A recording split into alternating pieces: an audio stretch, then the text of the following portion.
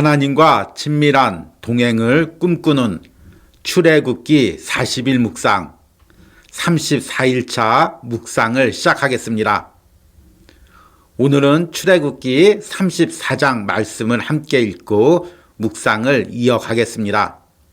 오늘 묵상의 제목은 내가 실패했을지라도 입니다. 오늘의 말씀을 읽겠습니다. 출애굽기 34장 1절에서 9절입니다. 여호와께서 모세에게 이르시되 너는 돌판 둘을 처음 것과 같이 다듬어 만들라. 내가 깨트린 처음 판에 있던 말을 내가 그 판에 쓰리니 아침까지 준비하고 아침에 시내산에 올라와 산 꼭대기에서 내게 보이되 아무도 너와 함께 오르지 말며 온 산에 아무도 나타나지 못하게 하고 양과 소도 산 앞에서 먹지 못하게 하라. 모세가 돌판 둘을 처음 것과 같이 깎아 만들고 아침에 일찍 일어나 그 두 돌판을 손에 들고 여호와의 명령대로 시내산에 올라가니 여호와께서 구름 가운데 강림하사 그와 함께 거기 서서 여호와의 이름을 선포하실세. 여호와께서 그의 앞으로 지나시며 선포하시되 여호와라 여호와라 자비롭고 은혜롭고 노하기를 더디하며 인자와 진실이 많은 하나님이라. 인자를 천대까지 베풀며 악과 과실과 죄를 용서하리라. 그러나 벌을 면제하지는 아니하고 아버지의 악행을 자손 3, 4대까지 보응하리라. 모세가 급히 땅에 엎드려 경배하며 이르되 주여 내가 주께 은총을 입었거든 원하건대 주는 우리와 동행하옵소서. 이는 목이 뻣뻣한 백성이니이다. 우리의 악과 죄를 사하시고 우리를 주의 기업으로 삼으소서. 아멘. 오늘의 묵상입니다. 초등학생 아이를 키우다 보니 손이 많이 갑니다. 어떤 때는 중요한 준비물을 빠뜨리고 학교에 가거나 반대로 학교에서 꼭 가져와야 할 것들을 놓고 올 때가 있습니다. 그때마다 아이는 실수라고 말합니다. 아내는 아이에게 다음에는 잊지 말고 꼭 가져오라고 말하면서 이런 말을 해줍니다. 아빠, 엄마는 너의 모든 실수를 다 받아주지만 세상은 그렇지 않단다. 이 말을 들으면서 아이가 살아갈 세상에 대해서 생각해 봅니다.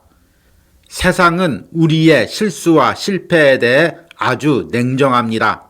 때로는 작은 실수나 순간의 잘못된 판단으로 커다란 실패를 할 때가 있습니다.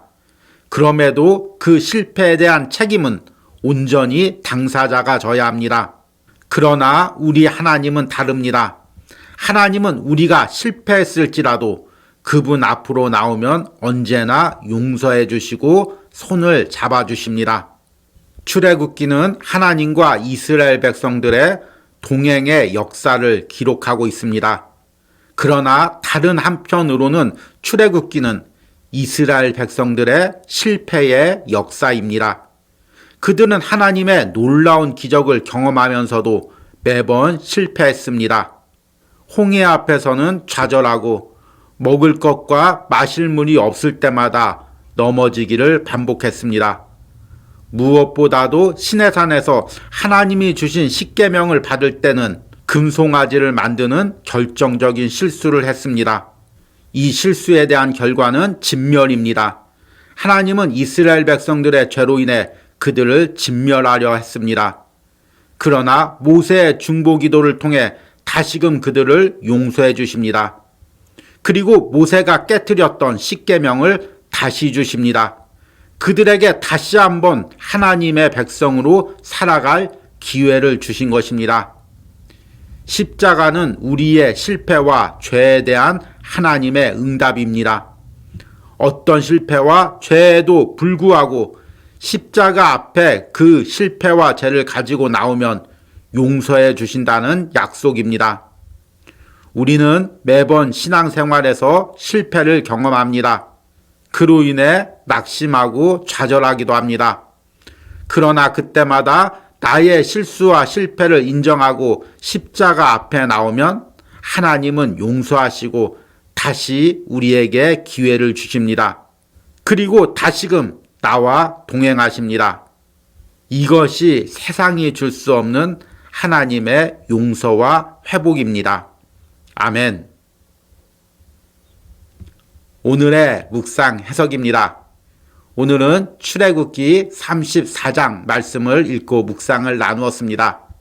우리는 이번 주에 출애굽기 32장과 33장 말씀을 묵상하며 이스라엘 백성들이 어떻게 금송아지를 만들었고 그 과정에서 하나님이 어떻게 진노했는지를 묵상했습니다. 또한 그로 인해 모세가 다시금 하나님의 동행을 위해서 얼마나 간절하게 기도했는지를 말씀을 통해 묵상했습니다. 여러분들이 하나님이라면 이스라엘 백성들을 용서했겠습니까? 애굽에서 평생 노예로 살 수밖에 없는 그들을 10가지 기적으로 건져주시고 홍해를 가르시고 목마를 때는 반석에서 물이 나게 하시고 날마다 만나와 메추라기로 그들을 먹이며 돌봤습니다. 그리고 이제 말씀으로 언약을 맺고 그들 가운데 성막을 세우고 그들 안에 임재하려고 계획하고 있었습니다. 그런데 이스라엘 백성들이 금송아지를 만들었습니다. 마치 결혼식을 앞두고 결혼할 상대가 다른 이성을 만나는 장면을 목격한 것과 똑같은 상황입니다. 그 배신감이 얼마나 클까요? 그 실망감이 얼마나 클까요? 도저히 용서할 수 없는 죄를 이스라엘 백성들이 지었습니다. 그리고 그 과정에서 모세는 십계명까지 깨트리는 실수를 범했습니다. 모세도 이스라엘 백성들도 용서받을 수가 없죠. 그 중요한 순간에, 그 거룩한 순간에 돌이킬 수 없는 실수를 한 것입니다. 그러나 오늘 말씀해 보니 하나님이 다시금 이스라엘 백성들 가운데 임재하시고 모세에게 말씀하시고 다시금 십계명을 주십니다. 그리고 하나님이 자신을 모세 앞에 이렇게 선포하십니다. 오늘 읽은 출애굽기 34장 6절 말씀해 보니까 여호와께서 그의 앞으로 지나시며 선포하시되 여호와라 여호와라 자비롭고 은혜롭고 노하기를 더디하고 인자와 진실이 많은 하나님이라. 아멘. 여러분, 우리 하나님이 바로 이런 하나님입니다. 세상에선 도저히 용서할 수 없는 실수를 하나님은 용서해 주십니다. 당신의 자녀들에게 한이 없는 인자와 긍휼을 베푸시는 분이 하나님이십니다. 그리고 그 하나님의 인자하심과 긍휼하심이 가장 잘 나타난 곳이 예수 그리스도의 십자가입니다. 하나님께서 왜 우리에게 십자가를 주셨습니까? 우리가 실수 없이 하나님을 잘 섬길 수 있다면 하나님이 굳이 십자가를 준비하시지 않았을 것입니다. 그런데 너무나 자주 실수합니다. 너무나 자주 실패합니다. 그때마다 용서해주고 그때마다 회복시켜줘도 끝이 없이 실수를 반복합니다. 그래서 독생자 예수 그리스도의 피로 십자가의 언약을 세워주신 것입니다. 십자가의 메시지는 무엇입니까? 우리가 어떤 죄를 반복할지라도, 어떤 실패와 실수를 반복할지라도, 그로 인해서 어떤 낙심과 절망에 빠져 있더라도 십자가 앞에 나오면 하나님이 다 용서해 주시고 회복시켜 주신다는 약속이 바로 십자가의 메시지입니다.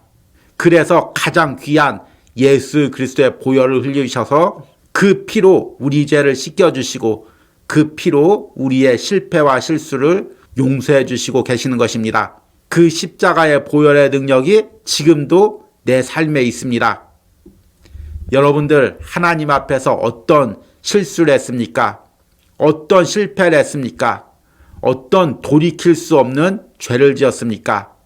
여러분들이 어떤 실수를 했든 어떤 실패를 했든 또 어떤 죄를 지었든 그것을 가지고 십자가 앞에 나오시기를 바랍니다.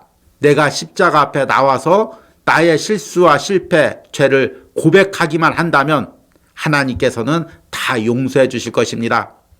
하나님께서는 출애굽 당시에 이스라엘 백성들의 죄를 모세의 중보기도로 용서해 주셨습니다.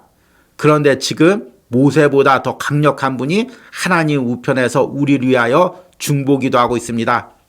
그분이 누굽니까? 예수 그리스도입니다. 이 백성이 또 연약해서 금송아지를 만들었습니다. 이 백성이 또 연약해서 불평불만하고 하나님을 떠났습니다. 그러나 아버지, 내 피를 통하여 십자가를 통하여 이들 다시 용서해 주시고 다시금 동행해 주십시오. 모세가 기도했던 것보다 더 간절히 예수 그리스도가 지금 하나님 우편에서 나를 위해 기도하고 있습니다. 그 은혜를 붙들고 오늘도 십자가 앞에 나오시기를 소망합니다.